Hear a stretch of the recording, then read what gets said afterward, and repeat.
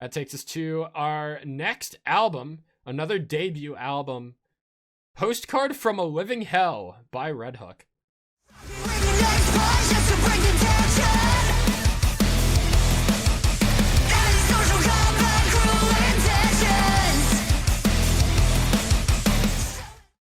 Now, Derek, I saw you listening to this one earlier. Yes, I did hear this. What are your thoughts? Is it the same experience as RedHook in the past? Yes and no. Okay, I'm intrigued.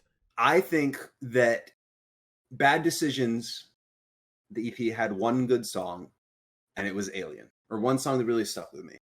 And I liked it because it sounded so much different than all their other stuff. And I think that RedHook with this album have solidified the sound that they're going for and maybe expand upon it a little bit. I don't think that sound is for me. I will say, I think they have a phenomenal feature list on here. I think all the features are good. I really like Postcard XO.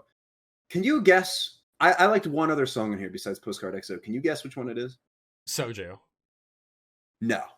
Damn. It was Psych versus Psych. Do you want to take a guess why? Yeah. Is it the EDM breakdown? Yeah, I didn't expect that at all. There were a lot of surprisingly electronic influences on this album that I wasn't expecting. And I think that's the evolution of sound that I was talking about that I really honestly appreciate that they did. I love when a band, doesn't go from release to release sounding the same. And Psych versus Psych, it was like the same time that I got that same jaw drop feeling that I did the first time I heard that random EDM break in that one Versus Me song. It was just, I was like, damn, like, I wasn't expecting that at all. And I think that the fact that they have that in their arsenal, I spoke a little bit when we first reviewed the Bad Decisions EP that like they've got something here, and if they continue to expand on it, I could end up liking them. I think I'm still in that phase, but we've definitely gotten closer to where another album cycle or two of ideas and this sort of influence being used. And I think that we are looking at potentially top 10 album of the year material, because there's a lot to like here individually, even if I don't love the songs as a whole. So let me expand on that, because I think when I said earlier that Honey Revenge are probably dropping the most fun album this year, this is what it's contending with, in my opinion. I cannot name another band that has made Depression so much fun. That is, that is real. That is real. Because Postcard XO, when you look at the lyrics, it's such a sad song, but it's also so much fun. Like, you get acoustic guitar, you get fucking banjo in that song, you get guitar solos in the middle of a verse for some reason, you got a super fun vocal delivery. It also has a hilarious music video, I might add, but that's a whole other point. Postcard XO is one of my favorite songs on here. My favorite song on here is the track that follows it, Jabberwocky.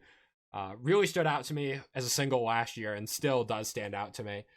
And I think the big thing that's holding me back with this album is that I listened to so much of it as singles. And as singles, they didn't leave too much of an impact on me. But together, the story that this album provides is so compelling to me that it has basically raised my opinion on every single song on here.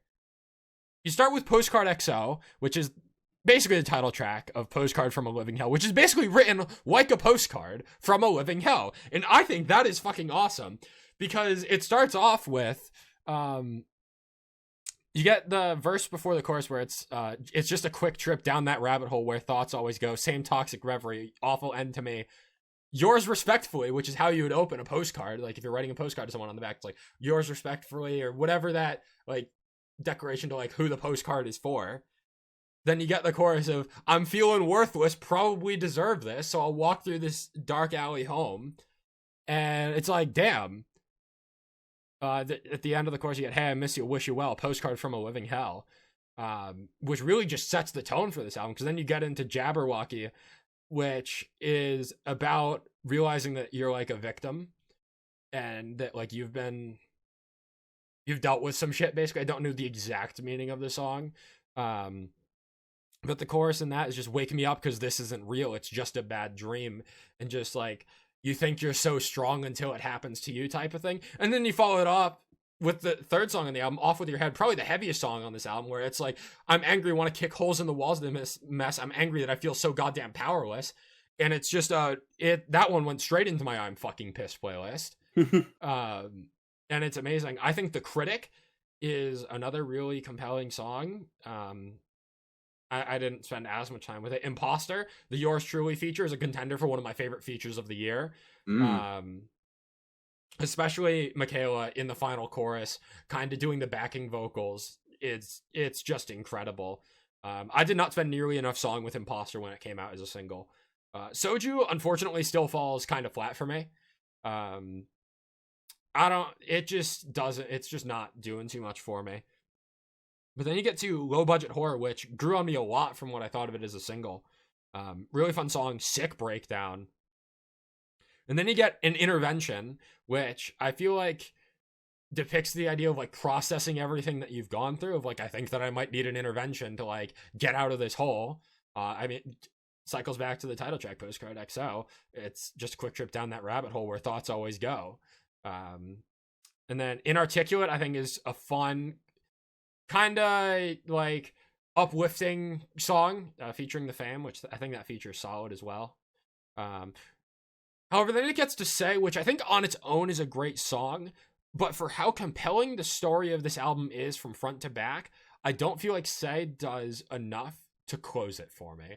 And I think if anything is going to keep this album out of my top 10 of this year, it's going to be that it literally gets to the finish line and then like just drops the ball, which is really disappointing for me to say, because I think it's a fine song as is, but the story that especially this album started out with that I've been able to piece together and everything in the middle, Psych versus Psych, I skipped over that song because we'd already kind of talked about it, but My Psych, Your Psych, put him in a ring, let him fight it out to figure out the state we're in, put him in a ring to figure out who's to blame for everything, trying to figure out like, is it my fault or is it someone else's fault for everything that's been going on?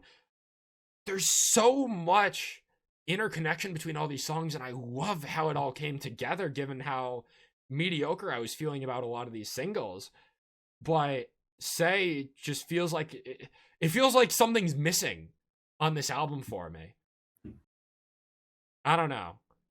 I think this is a fantastic debut album. This exceeded all of my expectations. This one really fell through the radar for me. I kind of was like not super interested in it, but by the time it came out and by the time I heard Postcard XO into the first few songs, I really enjoyed this. And while it's not my favorite album of the month, the night that it came out, I was heavily debating it.